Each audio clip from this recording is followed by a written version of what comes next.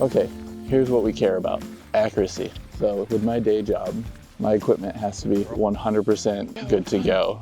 Out here with the curves and trees and hillsides, you can get blind spots, things like that with some GPS. The Halo 5 has dual frequency GNSS, L1 and L5 band. The L5 has a wider range and helps filter things out and lock in quicker. Basically, that means fewer false alerts and smoother tracking near buildings and thick trees.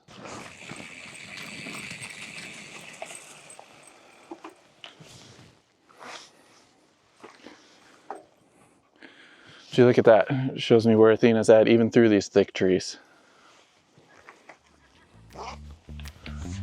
Let's go.